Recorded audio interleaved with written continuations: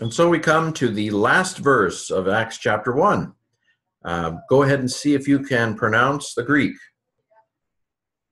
Okay, here's how I would do it.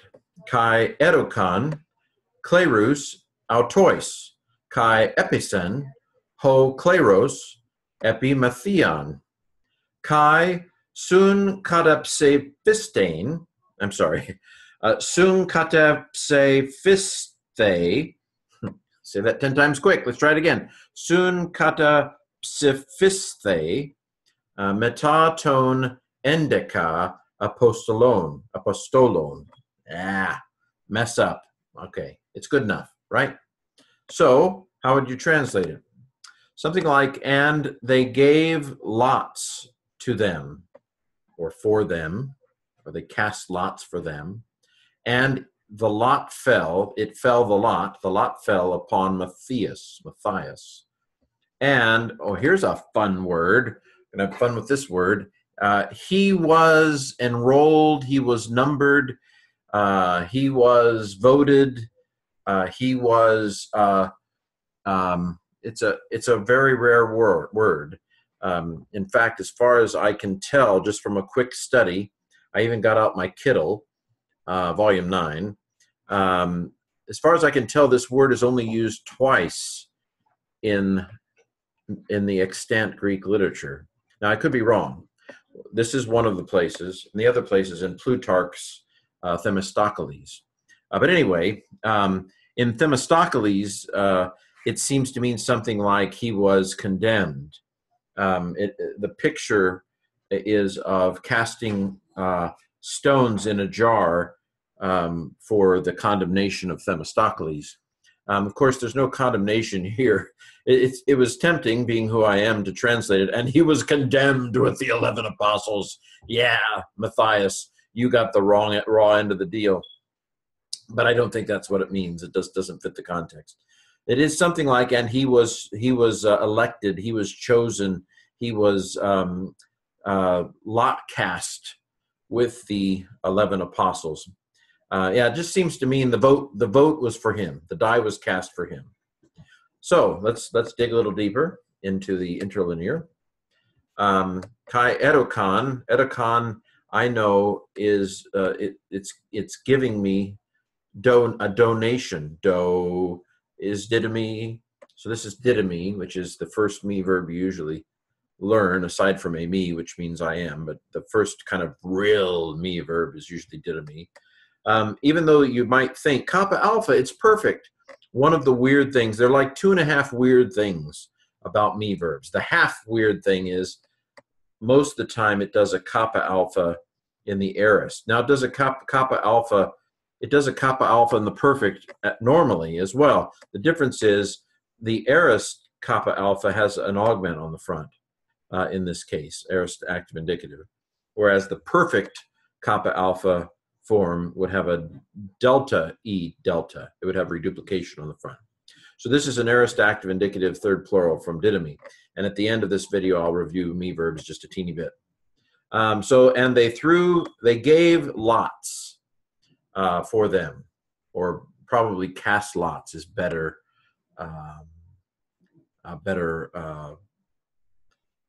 rendering in English. And it fell, that is, the lot fell upon Matthias. Now, even though those of you who studied Greek know that even though the lot comes after the verb, that this is the subject because it's nominative. Epicen is a weird aorist. It's a second aorist. It's one you just have to memorize. A nu with an epsilon in front of it is almost always a movable nu. Throw it away. Epsilon is a very common third-person singular past tense ending, active. And indeed, this is aorist. The pes is the aorist of pipto, I believe. Pipto through the tulips. So this is, and the lot fell, aorist, active, indicative, third singular from pipto. There's an augment. Upon Matthias. And he was voted. Even though this is long, it's like a multiple compound. We have soon, which means together, and we have kata, which usually means against, and we have phizomai,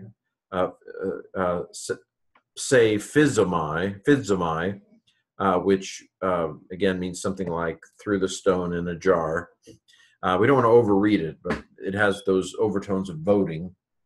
And he was voted with the endica, with the 11. Dodeca would be 12. Endica is 11 apostles. Again, apostles here is being used in the most limited sense of the 12 apostles. There were 12 disciples. Jesus called to help him, those 12 apostles. Okay, parsing. I've already mentioned that edokon is didomi, and I've already explained why, aorist, active, indicative. Epicen, I mentioned, is the aorist active of pipto.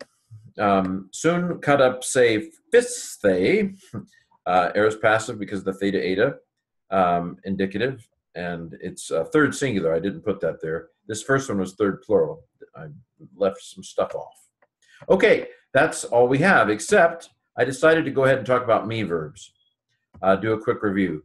There are 2 songs. If you know these 2 songs, you pretty much have the kernel of me verbs. The first song is a song that talks about the 12 principal parts of didomi. Now, just a review,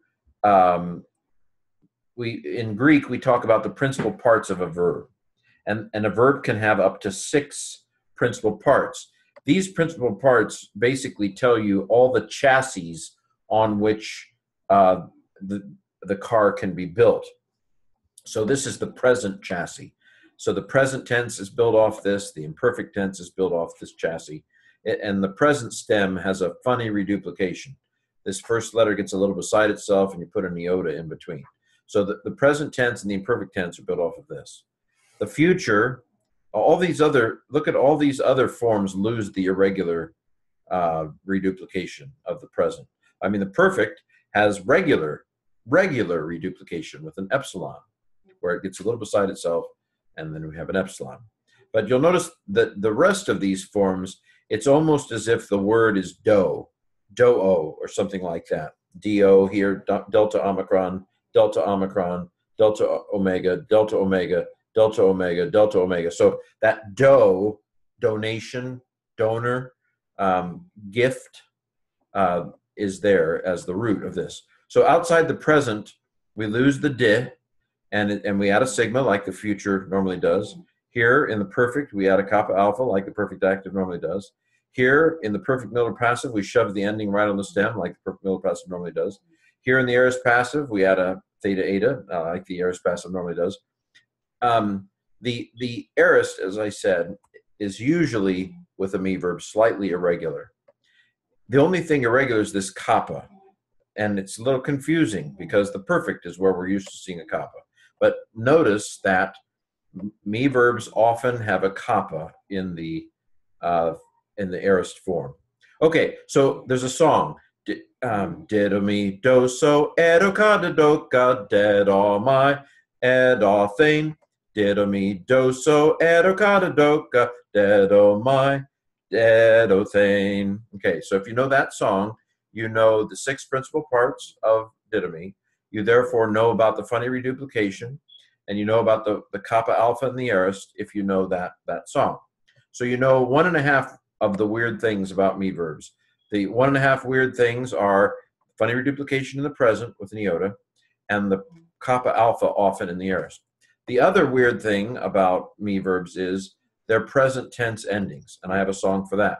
I didn't come up with these songs, but I have perpetuated them on YouTube. So you can see that these aren't the normal present active endings.